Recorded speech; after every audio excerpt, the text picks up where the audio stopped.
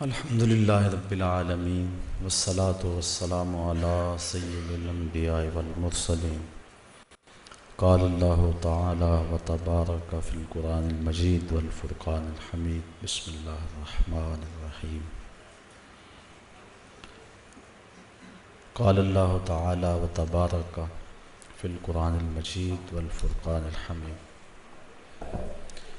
ان تجتنبوا کبائر ما تنہون عنہ نکفر عنکم سیئاتکم صدق اللہ مولانا العظیم وصدق رسولہ النبی الکریم الرؤوف الرحیم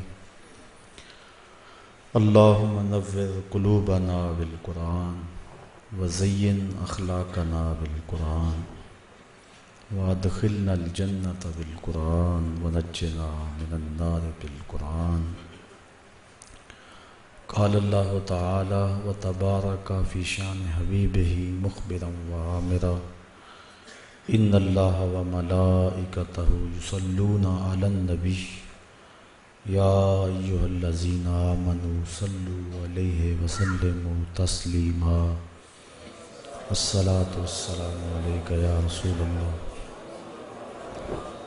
وعلى آلك وأصحابك يا محبوب رب العالمين الصلاة والسلام عليك يا رسول الله وعلى آلك وأصحابك يا نبي الرحمة تمام حمد و ثنا تعریف و توصیف اللہ جل مجدہ الکریم کی ذات پاک کے لیے جو خالق کائنات بھی ہے اور مالک شش جہات بھی۔ اللہ جل و علا کی حمد و ثنا کے بعد حضور نبی اکرم شفیع امم رسول محتشم نبی مکرم اللہ کے پیارے امت کے سہارے رب کے محبوب دانائے غیوب مالک رقاب امم فخر عرب و عجم والی کون و مکان سیاہ لا مکان سید انس و جاں سرور لالا رخاں نیر تاباں سرنشین مہوشاں ماہ خوباں شہنشاہ حسینہ تتمہ دوراں سر خیل زہرہ جمالاں جلوہ صبح ازل نور ذات لم یزل باعث تکوین عالم فخر آدم و بنی آدم نیر بطحا رازدار ما اوہا شاہد ما تغا صاحب علم نشرہ معصوم آمنہ احمد مجتبیٰ حضرت محمد مصطفیٰ صلی اللہ علیہ وسلم کے حضور ناز میں اپنی عقیدتوں ارادتوں اور محبتوں کا خراج پیش کرنے کے بعد معزز محترم سامعین خواتین و حضرات السلام علیکم ورحمۃ اللہ وبرکاتہ۔ گناہ کبیرہ اور ان کی تباہ کاریوں کے عنوان سے کچھ باتیں آج کی اس نشست میں آپ کے گوش گزار کروں گا۔ اللہ تعالی میری زبان پر کلمۃ الحق جاری فرمائے۔ گناہ کبیرہ یا صغیرہ، اس کے بارے میں علماء کا باہم اختلاف ہے۔ امام ابو اسحاق اصفرائینی اور قاضی ابو بکر باقلانی اور دیگر علماء اشاعرہ اس بات کے قائل نہیں ہیں کہ گناہ چھوٹا ہوتا ہے۔ وہ کہتے ہیں ہر گناہ بڑا ہوتا ہے۔ جس سے یار ناراض ہو جائے وہ جملہ، وہ عمل، وہ فعل، وہ قول چھوٹا نہیں بڑا ہے۔ تو پھر صغیرہ اور کبیرہ کی جو تقسیم ہے یہ کیا معنی رکھتی ہے؟ تو علماء کرام کہ ایک طبقے کا موقف یہ ہے کہ ایک دوسرے سے اس کا موازنہ کیا جائے، فی نفس ہی چھوٹا نہیں ہے، لیکن کچھ گناہ ان بڑوں میں اور زیادہ بڑے ہیں۔ اس لیے کہا جاتا ہے کہ یہ گناہ بڑے ہیں اور یہ ان میں سے بھی بڑے ہیں، لیکن ایک دوسرا طبقہ صغیرہ اور کبیرہ گناہوں کی تقسیم کا قائل ہے، اور اس پہ قرآن مجید کی اس آیت کو بطور دلیل پیش کرتے ہیں جو میں نے آپ کے سامنے تلاوت کی، کہ اللہ تعالیٰ جل شانہ ارشاد فرماتا ہے اگر تم بڑے گناہوں سے اجتناب کرو تو باقی گناہ تمہارے میں ویسے ہی معاف فرما دوں۔ بڑے گناہ ان سے بچا جائے تو چھوٹے گناہ خود بخود ختم ہوتے رہتے ہیں۔ وضو کریں تو گناہ جھڑ جاتے ہیں، جمعے سے لے کر جمعے تک، ایک نماز سے لے کر دوسری نماز تک درمیان میں جو ہونے والے گناہ ہیں، یہ نمازیں، یہ جمعے، ان کا کفارہ ہے۔ نیکیوں کے کرنے سے گناہ ختم ہوتے ہیں۔ جب گناہ بندہ کرتا ہے تو دل پر ایک سیاہ نقطہ لگتا ہے، اگر نیکی کرتا ہے تو وہ مٹ جاتا ہے۔ تو اس سے مراد علماء کہتے ہیں صغیرہ گناہ ہیں، چونکہ جو کبیرہ گناہ ہیں وہ بغیر توبہ کے معاف نہیں ہوتے، جو صغیرہ گناہ ہیں وہ جھڑتے رہتے ہیں، نماز سے جھڑ جاتے ہیں۔ حدیث میں آتا ہے جب کوئی بندہ نماز کے لیے کھڑا ہوتا ہے تو اللہ تعالیٰ جل شانہ فرشتوں کو کہتا ہے اس کے گناہ اتار کے ایک سمت ڈھیر لگا دو۔ فرشتے اس کے گناہ ایک سمت ڈھیر لگا دیتے ہیں تاکہ یہ میرا بندہ پاک صاف ہو کے میرے حضور کھڑا ہو۔ تو جب وہ نماز پڑھ کر فارغ ہو کے جانے لگتا ہے تو فرشتے عرض کرتے ہیں مالک یہ جو گناہ اس کے اتارے تھے یہ اترے رہنے دیں یا اس کے ساتھ لگا دیں؟ تو اللہ تعالیٰ فرماتا ہے اب اترے ہیں تو اترے ہی رہنے دو، میرا بندہ پاک صاف و ستھرا ہو کے گھر جائے۔ حضرت سلمان فارسی اور حضرت عثمان رضی اللہ تعالی عنہما، یہ حضرت عثمان بن عفان کے علاوہ کوئی اور عثمان نامی صحابی ہیں، یہ اکٹھے سفر میں تھے۔ راستے میں ایک درخت آیا، خزاں کا موسم تھا، ایک شاخ جھکی ہوئی تھی جس پہ زرد پتوں کا گہنا تھا۔ تو حضرت سلمان فارسی نے اس شاخ کو پکڑ کے جھٹکا دیا تو جتنے بھی پتے تھے وہ جھڑ گئے۔ تو حضرت سلمان فارسی نے حضرت عثمان سے کہا اے عثمان تو نے مجھے پوچھا نہیں کہ میں نے ایسا کیوں کیا ہے؟ انہوں نے کہا آپ بتا دیں کہ آپ نے ایسا کیوں کیا ہے۔ کہا ایک دن میں حضور کے ساتھ سفر میں تھا، ایسے ہی ایک درخت آیا، موسم خزاں کا تھا، پتے زرد تھے، حضور نے شاخ کو پکڑا، جھٹکا دیا، سارے پتے جھڑ گئے۔ حضور نے جب یہ عمل کیا تو میں اس منظر کو دیکھ کے محظوظ ہوتا رہا۔ آقا کریم نے میری سمت دیکھا اور فرمایا سلمان تو نے مجھے پوچھا نہیں کہ میں نے ایسا کیوں کیا؟ تو میں نے بھی یوں ہی عرض کی حضور آپ ارشاد کر دیں کہ آپ نے ایسا کیوں فرمایا؟ تو میرے آقا کریم نے ارشاد فرمایا اے سلمان جس طرح میں نے اس شاخ کو پکڑا اور جھٹکا دیا اور اس کے اوپر کوئی پتا باقی نہیں بچا، جب انسان نماز کے لیے کھڑا ہوتا ہے یوں ہی سارے گناہ جھڑ جاتے ہیں۔ تو یہ صغیرہ گناہ ہوتے ہیں، وضو سے جھڑتے ہیں، نماز سے جھڑتے ہیں، نیکی کریں تو گناہ مٹ جاتا ہے۔ انسان کے اچھے اعمال سے، صلہ رحمی سے، شفقت کا ہاتھ کسی یتیم کے سر پہ رکھنے سے اور صدقہ و خیرات کرنے سے، کسی بھوکے کو کھانا کھلانے سے گناہ جھڑتے رہتے ہیں، لیکن جو کبیرہ گناہ ہیں وہ توبہ سے ختم ہوتے ہیں۔ اس لیے صغیرہ اور کبیرہ کی تقسیم کا ایک طبقہ قائل ہے، اور احادیث کے اندر مختلف تعداد صغیرہ اور کبیرہ کی ہے۔ بعض علماء کہتے ہیں کہ جو کبیرہ گناہ ہیں ان کی تعداد 7 ہے۔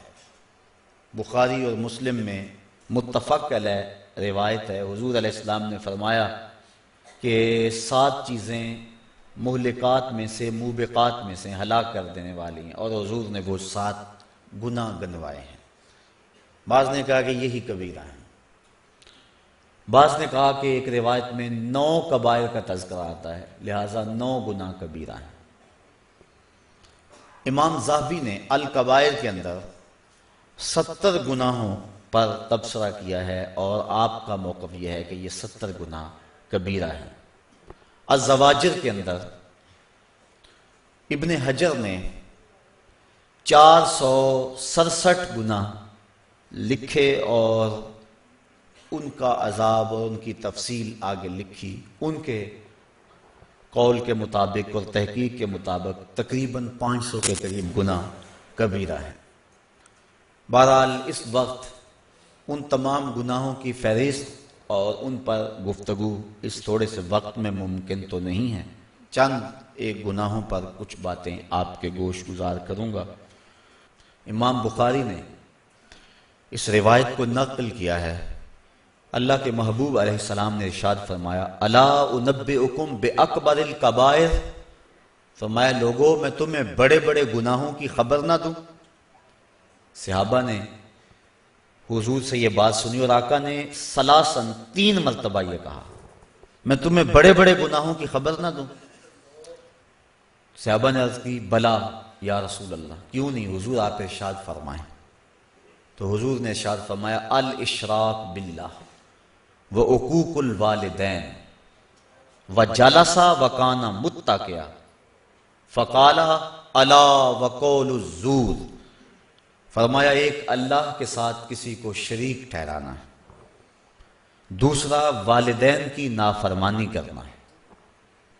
حضور ٹیک لگائے بیٹھے تھے، جب تیسری بات کہنے لگے تو ٹیک چھوڑ دی اور آگے ہو گئے۔ کسی چیز کو بیان کرتے ہوئے جب انسان زیادہ اپنے آپ کو چست کرتا ہے تو اس کا مطلب یہ ہوتا ہے اس چیز کی اہمیت زیادہ ہے۔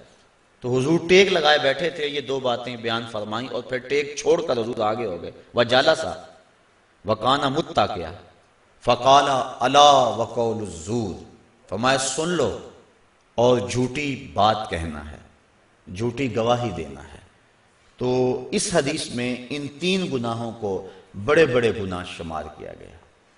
ایک حدیث میں یمین الغموس، جھوٹی قسم کھانا ہے، اور ایک حدیث کے اندر قتل النفس، کسی انسان کو قتل کرنا ہے۔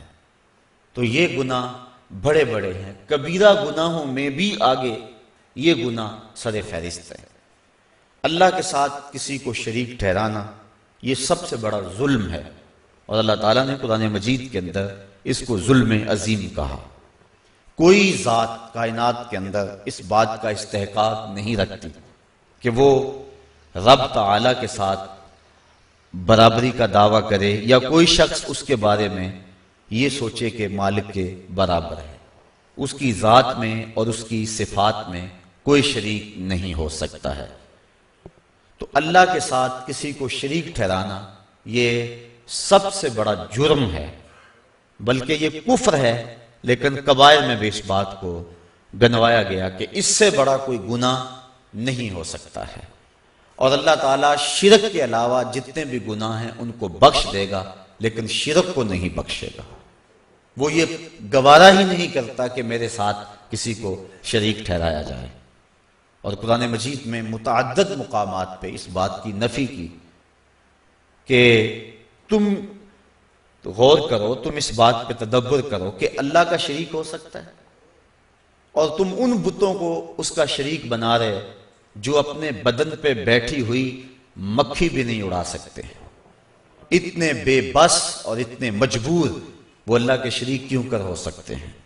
پھر جس کو اس نے خود پیدا کیا ہوا ہے وہ اس کے شریک کیسے ہو سکتے ہیں؟ وہ اپنی زندگی میں اللہ تعالیٰ کے ہر آن محتاج ہیں، تو جو محتاج ہے وہ کیسے اس کے برابر ہو سکتا ہے جس کی طرف لوگوں کا احتیاج ہو؟ اس لیے شرک عقلاً محال ہے، اور اپنے رب کے ساتھ ہم نہ ذات میں کسی کو شریک کر سکتے ہیں، نہ صفات میں کسی کو شریک کر سکتے ہیں، بلکہ اللہ کے علاوہ کسی اور شخص کا حلف اٹھانا بھی اس لیے جائز نہیں ہے کہ یہ اللہ کی شان کے خلاف ہے۔ حتیٰ کہ امام الانبیاء صلی اللہ علیہ وآلہ وسلم کے نام کی قسم کرنا بھی ہمارے لیے جائز نہیں ہے۔ یہ بعض بات کہتے ہیں کہ مجھے اپنے بیٹے کی قسم، مجھے تیرے سر کی قسم، یہ سخت جرم ہے اور یہ کبیرہ گناہ ہے کہ اللہ کے علاوہ کسی اور شخص کی قسم کی جائے۔ قسم کا حق اللہ کے لیے ہے، اور اسی کی قسم اٹھائی جائے، اس کے علاوہ کسی اور کی قسم نہ اٹھائی جائے۔ ریا کو شرک اصغر کہا گیا ہے۔ ریا کیا ہے کہ انسان اپنا عمل کسی اور کے لیے کرے، کسی کو دکھلانے کے لیے، کسی کی خوشنودی حاصل کرنے کے لیے، دکھلاوے کے لیے عمل کرے، تو اس کو بھی شرک اصغر کہا گیا ہے کہ کل قیامت کے دن اللہ تعالیٰ فرمائے گا جن کے لیے عمل کیا تھا ان سے جزا لے۔ تو اللہ کے لیے عمل کیا جائے ذات اور صفات میں، اس کا کسی کو شریک نہ مانا، نہ سمجھا، نہ جانا جائے، تو یہ جو ہے وہ توحید ہے۔ اور اگر کوئی شخص اس شرک کا ارتکاب کرتا ہے تو یہ سب سے بڑا گناہ ہے، اور کبیرہ گناہوں میں بھی سب سے بڑا گناہ یہ ہے کہ اللہ کے ساتھ کسی کو شریک ٹھہرایا جائے۔ دوسرا بڑا گناہ جو اس حدیث کے اندر حضور نے بیان فرمایا وہ عقوق الوالدین، والدین کی نافرمانی کرنا، ان کی گستاخی اور ان کی توہین کرنا، والدین کو اذیت پہنچانا، ان کو دکھ دینا، شریعت میں یہ کبیرہ گناہوں میں دوسرے نمبر پہ بڑا گناہ ہے۔ بعض لوگوں نے زنا کو کبیرہ گناہوں میں دوسرے نمبر پہ بڑا گناہ شمار کیا، لیکن بہت سارے اہل علم نے کبیرہ گناہوں میں سے شرک کے بعد بڑا گناہ حقوق الوالدین، والدین کی نافرمانی کو شمار کیا ہے کہ والدین کی نافرمانی نہ کی جائے۔ اور اللہ تعالیٰ نے قرآن مجید میں ان کی حضور ادب سے پیش ہونے اور اپنے بازوؤں کو سکیڑ لینے کی تاکید فرمائی، اور یہاں تک فرمایا کہ ان کے سامنے اف تک نہ کہو، کلمہ تعفیف سے بھی منع کر دیا۔ حضرت امام حسن رضی اللہ تعالی عنہ حضرت سیدہ فاطمہ الزہرا رضی اللہ تعالی عنہا کے پاس بیٹھ کر ساتھ کھانا نہیں کھاتے تھے۔ ایک دن انہوں نے کہا کہ بیٹا میری آرزو یہ ہے کہ میرے ساتھ تم کھانا کھاؤ، اور تم اکثر گریزاں ہوتے ہو اس سے۔ عرض کی امی جی میں اس بات سے ڈرتا ہوں کہ کسی لقمے کی طرف آپ کی نظر بڑھ جائے لیکن ابھی آپ کا ہاتھ نہ بڑھے، اور میں آپ کے ارادے سے عدم آگہی کی وجہ سے اس لقمے کو اٹھا لوں اور آپ ماں ہونے کے ناطے سے نہ روکیں تو یہ آپ کی کہیں توہین نہ ہو جائے، میں اس ڈر سے آپ کے ساتھ بیٹھ کے کھانا بھی نہیں کھاتا۔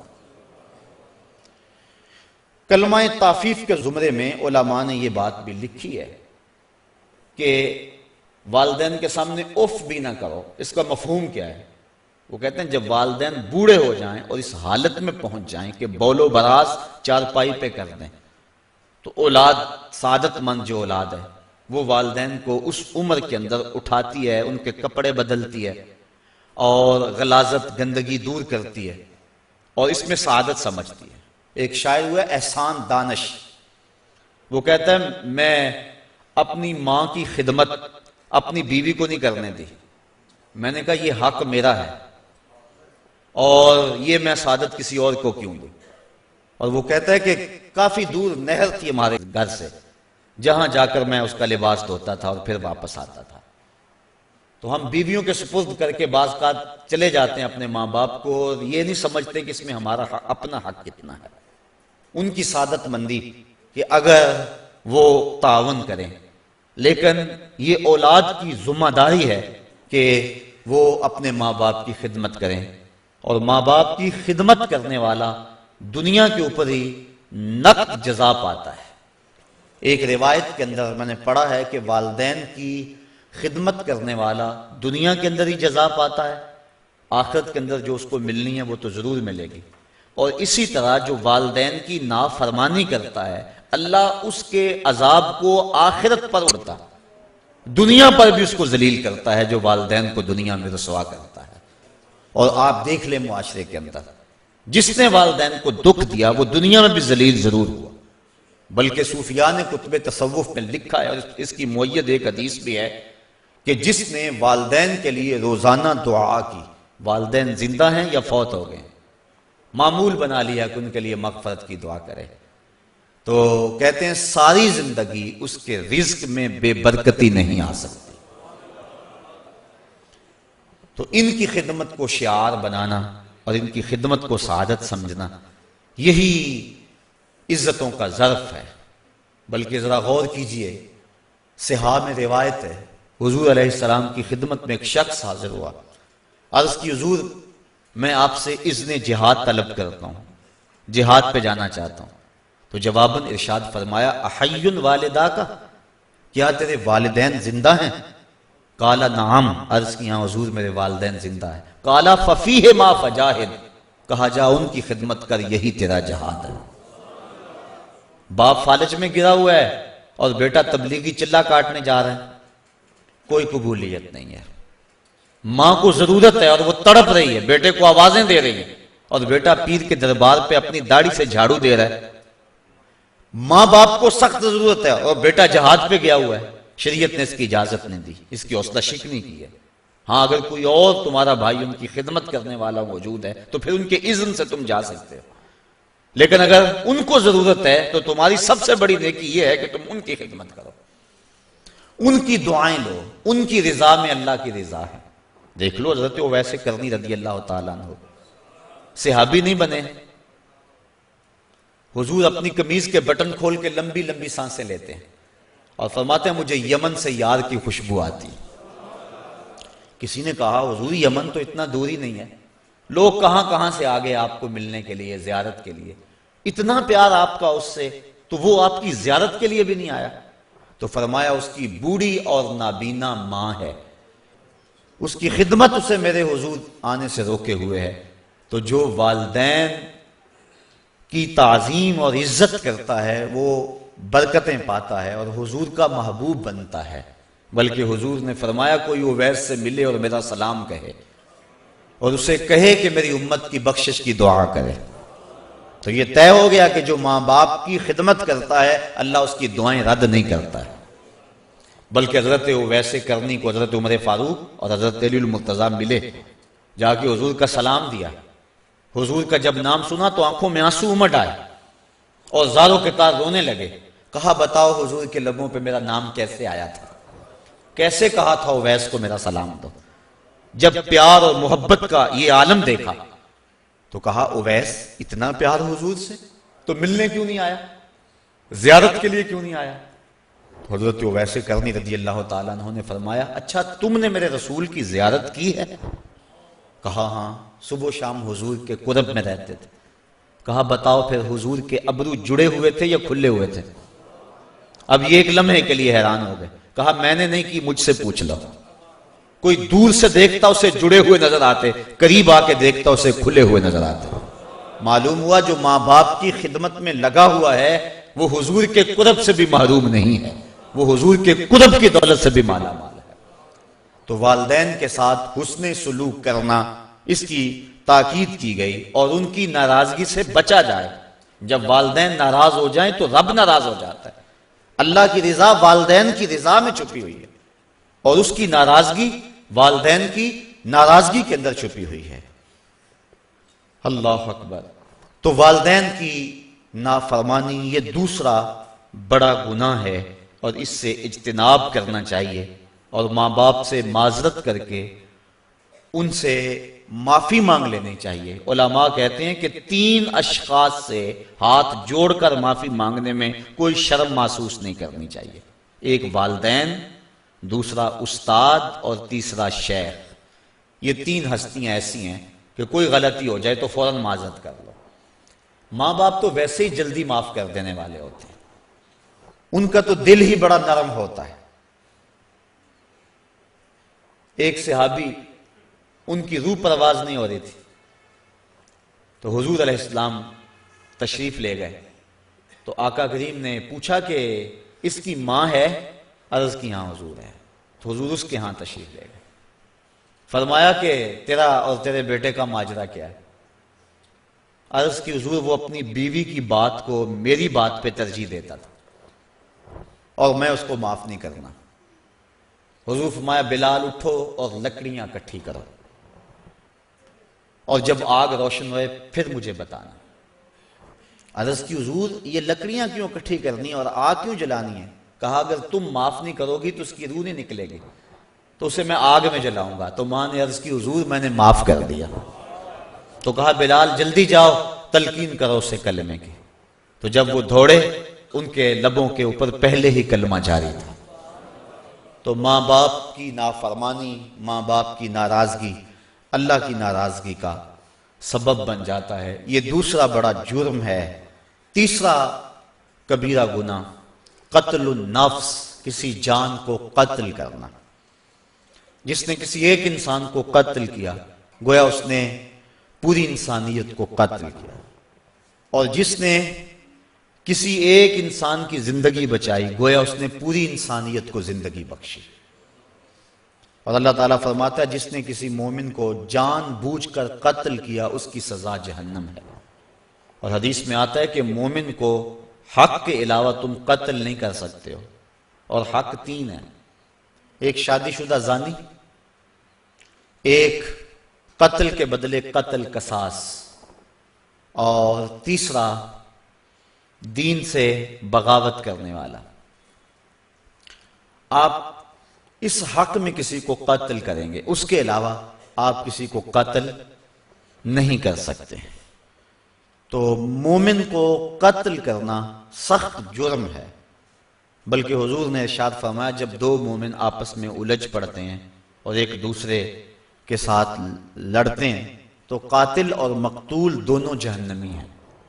عرض کی حضور قاتل تو جہنمی ہوا، مقتول کیسے جہنمی ہوا؟ فرمایا وہ بھی اپنے بھائی کے قتل کرنے پہ حریص تھا، یہ الگ بات ہے کہ اس نے پہلے اس کو قتل کر دیا، لہذا دونوں جہنمی ہیں۔ اور ایک حدیث میں آتا ہے کہ جس نے قتل کے اندر نصف جملے سے بھی مدد کی، پورا جملہ نہیں کہا، آدھا جملہ کہا، اور اتنی مدد کسی کے قتل میں کی، تو فرمایا قیامت کے دن اس کی دونوں آنکھوں کے درمیان لکھ دیا جائے گا کہ یہ اللہ کی رحمتوں سے محروم ہے۔ یہ جو قاتل پارٹی کی طرف سے انکوائریوں پہ جاتے ہیں اور کہتے ہیں جی برادری کا مسئلہ ہے، ذرا وہ اس بات پہ غور کریں، جس نے آدھے جملے سے بھی مدد کی تو اس کی آنکھوں کے درمیان یہ بات لکھ دی جائے گی کہ یہ اللہ کی رحمتوں سے دور ہے۔ تو قتل نفس، علماء کہتے ہیں کہ قاتل کا گناہ جو ہے وہ معاف نہیں ہوتا جب تک اس کو 3 ذوات معاف نہ کرے۔ ایک تو اس میں اللہ کا حق ہے کہ اس نے انسان کو پیدا کیا تو اس نے اسے قتل کیا، تو سچی توبہ سے یہ حق معاف ہوگا۔ دوسرا حق مقتول کا ہے کہ اس کی جان کو اس نے ضائع کیا تو وہ اگر معاف کرے گا تو معافی ہوگی۔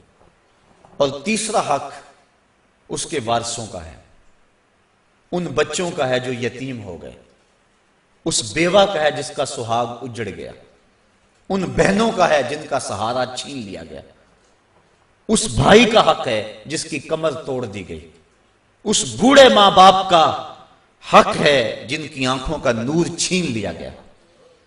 تو یہ تیسرا حق جو ہے وہ ان وارثوں کا ہے، تو اگر یہ راضی ہو گئے تو پھر معافی ہوگی۔ تو جو قاتل ہے وہ ان 3 ذوات سے معافی کا طلبگار ہوگا، اگر معافی ہوئی تو پھر اس کی جان چھوٹے گی، ورنہ اس کی جان نہیں چھوٹے گی۔ چوتھا کبیرہ گناہ الزنا۔ اللہ تعالیٰ نے قرآن مجید کے اندر صاف واضح اور 2 ٹوک الفاظ میں ارشاد فرمایا لا تقربوا الزنا، زنا کے قریب بھی نہ جانا۔ کیوں؟ انہ کان فاحشۃ وساء سبیلا، یہ فحش کام ہے اور انتہائی برا رستہ ہے۔ عقلاً بھی اس میں فحاشی ہے، شرعاً بھی اس میں فحاشی ہے، اور عادتاً بھی اس میں فحاشی ہے۔ تو کوئی بھی شریف شخص زنا کا ارتکاب نہیں کرتا، اور حدیث میں آتا ہے جب زانی زنا کرتا ہے تو اس سے ایمان نکال لیا جاتا ہے، اور زانی کے رزق میں بے برکتی ڈال دی جاتی ہے، اس کے چہرے کے نور کو چھین لیا جاتا ہے، اور اللہ کی رحمتوں سے وہ محروم کر دیا جاتا ہے۔ اللہ کے محبوب علیہ السلام کی بارگاہ میں ایک شخص حاضر ہوا، اسلام اس نے قبول کیا اور عرض کی حضور میرے میں بڑے گناہ ہیں اور میں وہ چھوڑنے کا آپ سے وعدہ کرتا ہوں، لیکن مجھے لت پڑی ہے زنا کی، وہ میں نہیں چھوڑ سکتا۔ اب حضور رحمت اللہ علیہ حکیم نبی کیسے اس کی تربیت فرماتے ہیں؟ اس نے کہا سارے گناہ چھوڑ دوں گا، زنا نہیں چھوڑ سکتا۔ فرمایا تو کیا پسند کرتا ہے کہ تیری ماں کے ساتھ کوئی زنا کرے؟ اس نے عرض کی حضور میں یہ پسند نہیں کرتا۔ تو فرمایا جس کے ساتھ تو زنا کرے گا وہ بھی کسی کی ماں ہوگی۔ اس طرح فرمایا تو پسند کرتا ہے کہ کوئی تیری بہن کے ساتھ زنا کرے؟ اس نے کہا حضور یہ میں کیسے پسند کرتا ہوں؟ تو فرمایا کہ جس کے ساتھ تو زنا کرے گا وہ کسی کی بہن ہو سکتی ہے۔ اس طرح بیٹی کے بارے میں، بیوی کے بارے میں حضور نے فرمایا، تو وہ بات اس کے اندر اتر گئی۔ عرض کی حضور میں توبہ کرتا ہوں، آج کے بعد زنا نہیں کروں گا۔ زنا اللہ کو سخت ناپسند ہے۔ اللہ تعالیٰ جل شانہ نے حد مقرر فرمائی، جو شخص زنا کرتا ہے اس کو 100 کوڑے مارو، اور اگر کوئی شادی شدہ ہے اور پھر اس شادی شدہ سے اس فعل کا ارتکاب ہوتا ہے تو شریعت میں حکم ہے کہ اس کو سنگسار کیا جائے۔ اللہ تعالیٰ گوارا نہیں کرتا کہ وہ میری زمین پہ رہے، کہا اس کو سنگسار کر دو، پتھر مار مار کے ہلاک کر دو، یہ اس کی سزا ہے۔ تو زنا ایک ایسا جرم ہے۔ حضور علیہ السلام فرماتے ہیں کہ میں نے ایک خواب دیکھا اور میں نے وہاں دیکھا کہ ایک تنور ہے جس کے اندر سے چیخوں کی آواز آ رہی ہے، اور میں آگے بڑھا دیکھوں کہ اس میں کیا ہے، تو کیا دیکھتا ہوں کہ اس کے اندر آگ کے شعلے بھڑک رہے ہیں، اور اس میں کچھ برہنہ مرد اور برہنہ عورتیں ہیں، اور جب آگ کے الاؤ اور آگ کے شعلے ان کے جسم کو جلساتے ہیں تو وہ چیختے ہیں اور شور کرتے ہیں اور اچھلتے ہیں۔ میں نے جبریل سے پوچھا کہ یہ لوگ کون ہیں؟ تو جبریل امین نے کہا حضور یہ وہ لوگ ہیں جو زنا کیا کرتے تھے۔ اور ایک روایت جو میں نے پرسوں بھی آپ کے سامنے رکھی کہ 3 اشخاص کی طرف اللہ نظر رحمت نہیں کرے گا، اور نہ ان کو پاک کرے گا، اور نہ ہی اللہ تعالیٰ جل شانہ ان کی طرف جو ہے وہ دیکھے گا۔ وہ 3 اشخاص میں سے پہلا شخص شیخ زان، وہ شخص جو بوڑھا ہو گیا ہے لیکن زنا نہیں چھوڑتا ہے۔ بوڑھا زانی اللہ کو سخت ناپسند ہے۔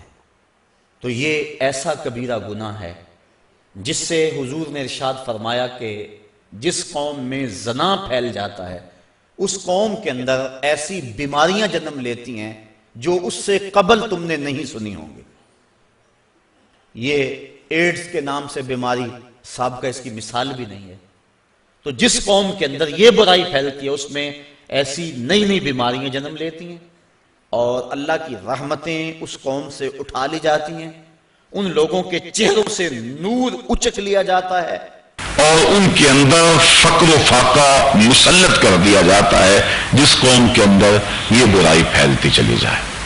چھٹا کبیرہ گناہ جس کی نشاندہی کی گئی الربا، سود۔ سود کے بارے میں حضور نبی رحمت صلی اللہ علیہ وسلم نے ارشاد فرمایا کہ اس کا کھانے والا، اس کا کھلانے والا، اس کا لکھنے والا، اس کی رقم پہ گواہ بننے والا سارے وزر یعنی گناہ میں برابر ہیں۔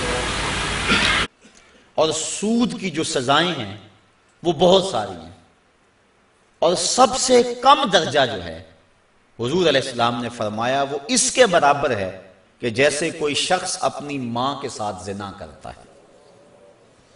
آج ہمارے اس معاشرے کے اندر سود کی لعنت سرایت کر گئی ہوئی ہے، اور اس کا نام بدل کے ہم اس کو اختیار کیے ہوئے ہیں۔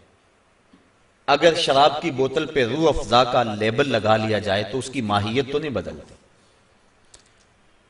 تو سود کا ہم نے مختلف انداز سے اس کے نام رکھ لیے، اور معاشرے کے اندر ہم کہتے ہیں کہ جی ہمارا کام ہی نہیں چلتا، کیا کریں، مجبور ہیں، اور کئی بہانے ہیں لوگوں کے پاس، اور کئی باتیں اس حوالے سے۔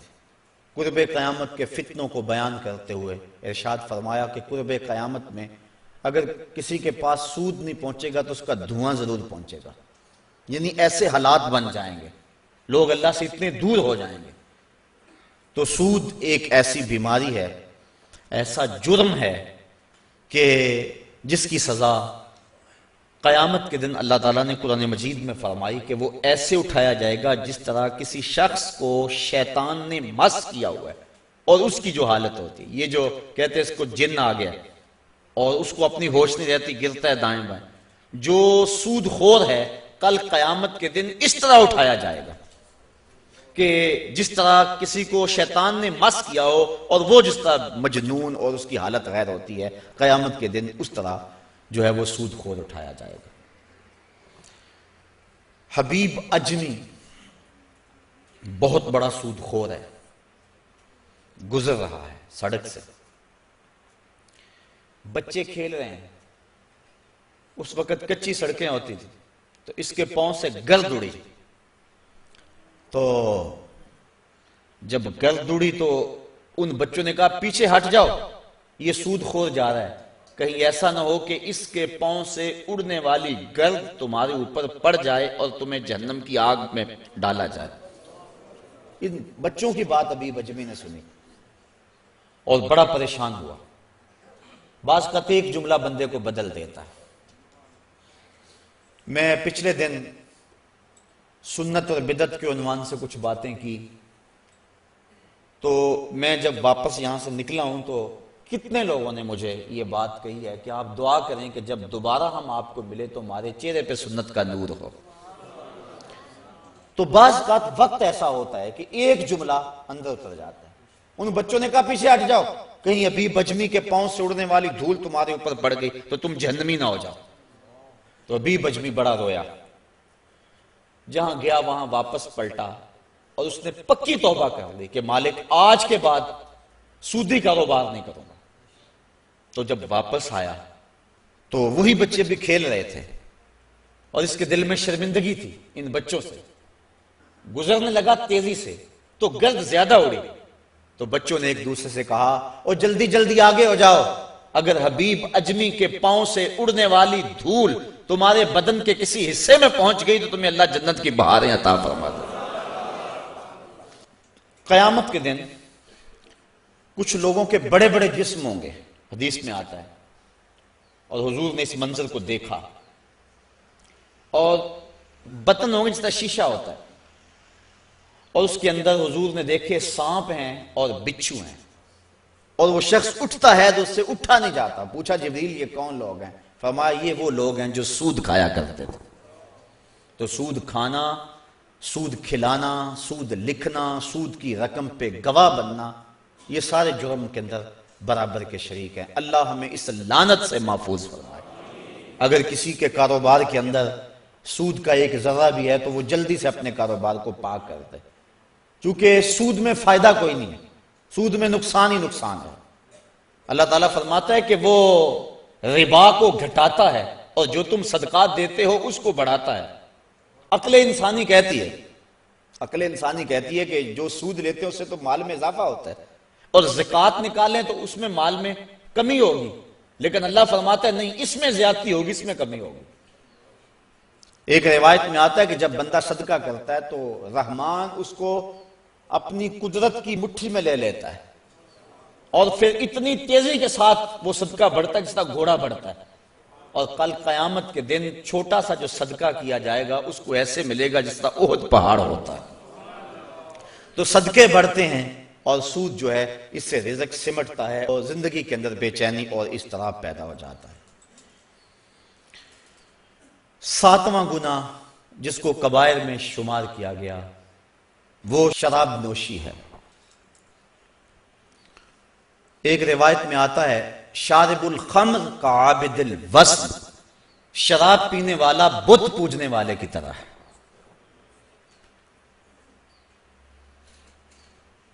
حضور نبی رحمت صلی اللہ علیہ وسلم نے ارشاد فرمایا کہ جو شخص دنیا پر شراب پیتا ہے اللہ قیامت کے دن اسے طینۃ الخبال پلائے گا۔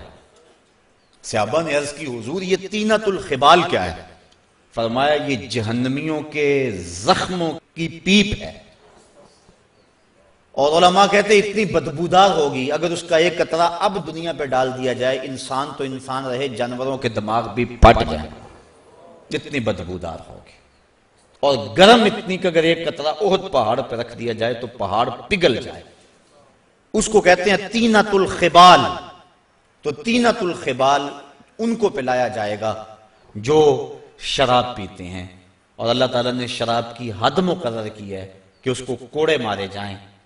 اور آپ جانتے ہیں کہ شراب کی پہلے حرمت نہیں تھی، اور یہ لوگ عرب کے لوگ ان کی گھٹی میں شراب رکھی ہوئی تھی، اور کئی قسموں کی شرابیں پینے کا مزاج رکھتے تھے، بلکہ اپنی شاعری میں فخر و مباحات کے ساتھ شراب کا تذکرہ کرتے تھے۔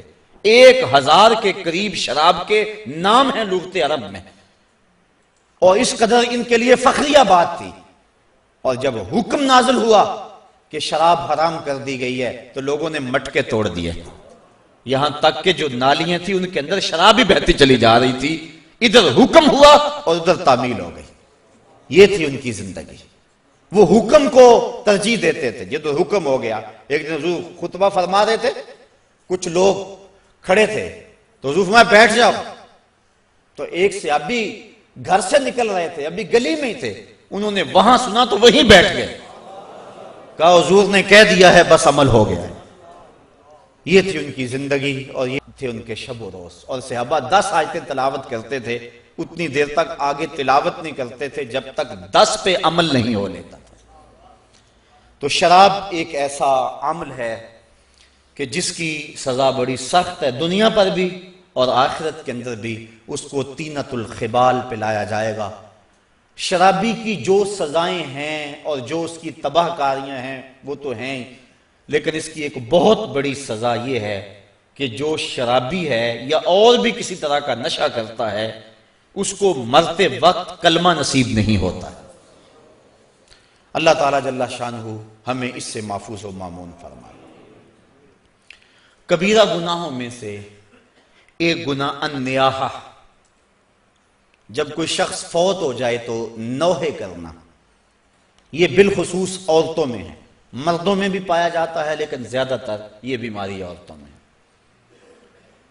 کوئی کہتا ہے اللہ تجھے ترس نہ آیا، یہ جملہ تو خیر کفر ہے، اگر کسی نے کہا تو اس کو تجدید ایمان لازم ہے۔ جب کوئی دکھ پہنچے تو ظاہر اسلام دین فطرت ہے، اسلام یہ نہیں کہتا کہ تم اظہار غم نہ کرو، لیکن اظہار غم کے 4 طریقے ہیں: دل کا غم، آنکھوں کا غم، زبان کا غم، ہاتھوں کا غم۔ دل کا غم کیا ہے کہ دل دکھ سے بھر جائے، آنکھوں کا کیا غم ہے، آنسو بہائیں، زبان کا کیا غم ہے کہ واویلا کیا جائے، اور ہاتھوں کا غم کیا ہے کہ گریبان نوچا جائے، منہ پہ تھپڑ مارے جائیں، بال کھینچے جائیں۔ پہلے 2 غم رحمان کی طرف سے اور دوسرے 2 شیطان کی طرف سے۔ فرمایا لیس منا من ضرب الخدود وشق الجیوب ودعا بدعوی الجاہلیہ، جس نے گریبان پھاڑا، چہرے پہ تماچے مارے اور جہلوں جیسی باتیں کی، فرمایا ہمارے سے اس کا کوئی تعلق نہیں ہے۔ تو نوحے سے منع فرمایا گیا، بلکہ اگر مرنے والے کے دل میں یہ آرزو تھی کہ میرے بعد خوب چیخ پکار پڑے گی، لوگ بڑا روئیں گے، بعض لوگ کہتے ہیں ہمیں کون رونے والا ہوگا، تو اگر کسی کے دل میں یہ ہوگی کہ میرے بعد لوگ روئیں اور عجیب کیفیت بن جائے، تو ایسے نوحے پہ جو راضی تھا، حضور علیہ السلام نے ارشاد فرمایا جب وہ مرتا ہے تو رونے والوں کے رونے کی وجہ سے اس کو قبر میں عذاب ہوتا ہے، جتنا لوگ زیادہ روئیں گے اتنا ہی اس کو عذاب دیا جاتا، اگر وہ اس پہ راضی تھا۔ لیکن اگر راضی نہیں تھا تو علماء نے تعویل کی ہے کہ جو رونے والوں کا عذاب اہل قبور کو ہوتا ہے تو وہ انہی پر ہے، جو نہیں راضی تھے ان پر نہیں ہے، تو نوحے سے منع کر دیا گیا۔ باقی آنکھوں سے آنسو بہائے جا سکتے ہیں، بلکہ وہ اظہار محبت ہے۔ جب حضور کا بیٹا انتقال کر گیا، شہزادہ رسول حضرت ابراہیم علیہ السلام، تو حضور تشریف لائے، سرہانے پہ بیٹھے، بیٹے کی پیشانی پہ ہاتھ رکھا، وَأَيْنَا رَسُولِ اللَّهِ تَدْمَعَانِ، حضور کی آنکھوں سے آنسو جاری تھے، اور حضور نے زبان سے کیا کہا بیٹا ابراہیم آنکھیں رو رہی ہیں، دل غم زدہ ہے، لیکن زبان سے وہی کہوں گا جس سے رب راضی ہوگا، زبان سے ایسا جملہ نہیں نکالوں گا جس سے میرا رب ناراض ہو جائے۔ تو یہ جو نوحہ ہے مرتے وقت عورتیں جس انداز میں، حالانکہ تلقین صبر کرنے کی ضرورت ہوتی ہے، جب آپ کسی کے ہاں جائیں فوتگی ہو گئی ہو تو کوشش کریں کہ ان کو ایسا جملہ کہے جن سے اس کی ڈھارس بن جائے، نہ یہ کہ کوئی ایسی بات کر کے ان کے جذبے کو اور آگے بڑھا دے اور ان کی آنکھ کو اور زیادہ تاؤ دے، ایسا نہیں ہے، بلکہ تلقین صبر کرے۔ ایک عورت کسی قبر پہ بیٹھ کے رو رہی تھی، حضور علیہ السلام گزرے تو فرمایا اصبری یا امۃ اللہ، اے اللہ کی لونڈی صبر کر۔ اسے نہیں پتا کہ یہ گزرنے والا کون ہے، وہ غم میں بیٹھی ہوئی تھی۔ اس نے کہا تجھے یہ دکھ پہنچا ہوتا تجھے پتا چلتا۔ تو کسی نے اس کو بتایا کہ تو کیا کیا بیٹھی ہے، یہ تو حضور تھے۔ تو وہ سخت پریشان ہوئی، تو حضور نے فرمایا صبر وہ ہے جو پہلے صدمے پہ کیا جائے، الصبر عند الصدمۃ الاولی، جو پہلے صدمے پہ صبر کیا جائے وہی صبر ہوتا ہے۔ جب آہستہ آہستہ دکھ آتے جاتے ہیں تو انسان عادی بن جاتا ہے، تو جب تکلیف پہنچتی ہے تو اس وقت مومن کیا کہتا ہے، انا للہ و انا الیہ راجعون۔ اور علماء نے یہ بھی لکھا ہے کہ صبر کی تعریف یہ ہے کہ معمولات عبادت کا ضائع نہ ہو، جو ایسا کرے وہ صابر ہے۔ یہ نہیں ہے کہ تکلیف آ گئی تو اب نماز بھی جاتی رہے، نہیں، وہ معمولات اپنے معمول پہ جاری رہے۔ حضرت سری سکتی رضی اللہ تعالی عنہ کا بیٹا فوت ہو گیا، جوان سال، تدفین و تجہیز تکفین میں لگے رہے، ایک نماز قضا ہو گئی۔ بعد میں لوگ آپ سے تعزیت کرنے آتے رہے، افسوس کرنے آتے رہے، تو جب آپ نے شام کو اٹھتے ہوئے چٹائی اٹھائی، فرمایا کیسا دور آ گیا، میرا بیٹا فوت ہو گیا ہے، سارے شہر نے آ کے افسوس کیا ہے، اور میری نماز فوت ہوئی ہے، کسی ایک نے بھی نہیں پوچھا ہے۔ تو معمولات عبادت ان کو برقرار رکھا جائے، یہ صبر ہے۔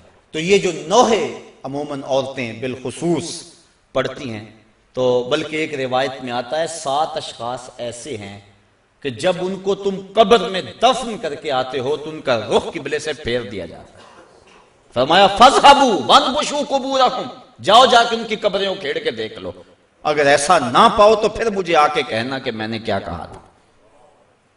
اور ان اشخاص کو حضور نے گنوایا، ان میں شرابی بھی ہے، اس میں ذخیرہ اندوز بھی ہے، اور اس میں آخری جو ہے 7واں وَالنَّائِحَةُ، اور نوحے پڑھنے والی عورت جو اور لوگوں کے جذبات کو بھڑکاتی ہے۔ لوگ کہتے ہیں فلاں نے وین کی حد کر دی، وہ بچے بھی رو پڑے جی ایسی حد کر دی، یہ منع ہے، یہ شریعت نے ہمیں اس سے روکا ہے۔ تلقین صبر کیا جائے، مرنے والے کے لیے دعا کی جائے اور اللہ سے رحمت کی امید رکھی جائے، اور انا للہ و انا الیہ راجعون پڑھا جائے۔ ہاں آنکھوں سے آنسو بہیں، دل غم زدہ ہو، ظاہر ہے جس کا گھر کا چراغ بجھ گیا اس کو سکون تو نہیں ہوگا، جس کا بھائی چلا گیا کمر تو ٹوٹ گئی اس کی، جس کا شوہر چلا گیا زندگی اجاڑ ہو گئی، جس کا بیٹا چلا گیا اس کا تو کلیجہ کٹ گیا، دکھ تو بڑا ہے لیکن امتحان بھی یہ ہے۔ اور مومن جب مصیبت پہ صبر کرتا ہے اللہ اس کو اجر دیتا ہے۔ ایک گناہ ترک صلاۃ، یہ بھی کبیرہ گناہ ہے، بلکہ حضور نے فرمایا من ترک الصلاۃ متعمدا فقد کفر، جس نے جان بوجھ کر نماز چھوڑی اس نے کفر کیا۔ حضرت امام احمد بن حنبل تو تارک صلاۃ کے کفر کے قائل ہیں، لیکن باقی ائمہ امام شافعی، امام مالک اور امام اعظم ابو حنیفہ وہ فرماتے ہیں کافر نہیں ہے، قد کافر یعنی کافروں والا کام کیا اس نے، خود کافر ہوا نہیں اعتقاداً، لیکن گناہ کبیرہ ہے۔ تو اس کی سزا کیا ہے؟ امام مالک اور امام شافعی پھر اس میں اختلاف کرتے ہیں، وہ کہتے ہیں اس کی سزا یہ ہے کہ وہ توبہ کرے ورنہ اس کو قتل کرو، لیکن امام اعظم ابو حنیفہ فرماتے ہیں کہ اس کی سزا یہ ہے کہ اس کو قید کر دیا جائے تا آنکہ وہ توبہ کرے اور اس کو پھر حاکم وقت چھوڑے۔ اور حضرت شیخ سعدی فرماتے ہیں بے نمازی کو قرض نہ دو، جو اللہ کا قرض ادا نہیں کرتا تمہارا کیسے ادا کرے گا۔ اور حضرت سلطان باہو علیہ رحمہ آپ فرماتے ہیں کہ بے نمازی سے تو خنزیر بھی پناہ مانگتا ہے۔ اور حضرت غوث اعظم جن کی 11ویں پکاتے ہو، سنو ان کی تعلیمات، وہ کہتے ہیں بے نمازی کو مسلمانوں کے قبرستان میں دفن نہ کرو۔ تو یہ ہے اتنی سخت تحدید ان لوگوں کے لیے جو نماز چھوڑتے ہیں، جو نماز چھوڑتے ہیں لیکن جماعت سے نہیں پڑھتے، ان کے بارے میں یہ تحدید ہے۔ تارک الجماعت ملعون، فرمایا کہ جو جماعت کو ترک کرتا ہے وہ لعنتی ہے۔ تو جو نماز ہی نہیں پڑھتا ہے تو اس کی کیفیت کیا ہوگی؟ تو ترک صلاۃ سخت جرم ہے۔ قیامت کے دن کچھ لوگ جہنم کی طرف دھکیلے جا رہے ہوں گے۔ اللہ تعالیٰ قرآن مجید میں فرماتا ہے، ان سے کچھ لوگ پوچھیں گے ما سلککم فی سقر، تم جہنم میں کیوں جا رہے ہو؟ تو وہ جواباً کیا کہیں گے؟ لم نکو من المصلین، ہم نماز نہیں پڑھا کرتے تھے۔ یعنی ہمارا جہنم میں جانے کا سبب یہ ہوا کہ ہم نماز نہیں پڑھا کرتے تھے۔ اور صاحبو، اللہ کے محبوب کا ایک فرمان سنو اور غور سے سنو۔ حضور فرماتے ہیں کہ جو بے نماز ہے، کل قیامت میں اس کو جس صف میں دشمنان خدا فرعون، حامان، قارون کھڑے ہوں گے، بے نمازی کو صف میں کھڑا کر دیا جائے۔ کیا ہم میں سے کوئی گوارا کرتا ہے کہ دشمنان خدا کی صف میں کھڑے کر دیے جائیں؟ اگر نہیں گوارا کرتے تو عزم کریں کہ آج کے بعد نماز نہیں چھوڑیں گے۔ صرف رمضان میں فرض نہیں ہے، رمضان المبارک کے علاوہ بھی نماز فرض ہے۔ اور اس معمول کو یہ اللہ نے کرم کیا کہ مسجدوں کے در کھل گئے، شیطان راستے سے ہٹ گیا اور مسجدیں آباد ہو گئیں، پیشانیاں سجدوں سے آشنا ہو گئیں، دل اس کی محبت سے سرشار ہو گئے۔ اور سحری کا منظر کتنا حسین ہوتا ہے، افطاری کے لمحے کتنے حسین ہوتے ہیں۔ اور کبھی غور کرنا، جب ہم یہاں درس سے فارغ ہوتے ہیں تو باہر کا ذرا منظر اس وقت دیکھنا، ایسا لگتا ہے جس طرح رحمت ربی اتر رہی ہے۔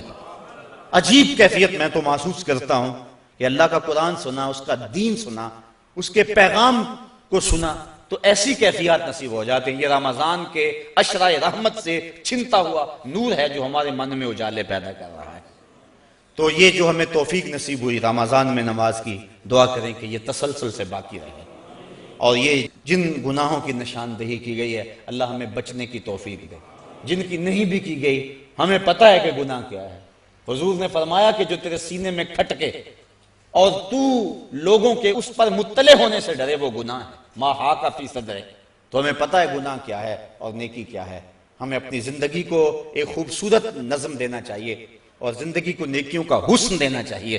اللہ مجھے آپ کو اپنی رحمتوں اور کرم نوازیوں کا حصار عطا فرمائے۔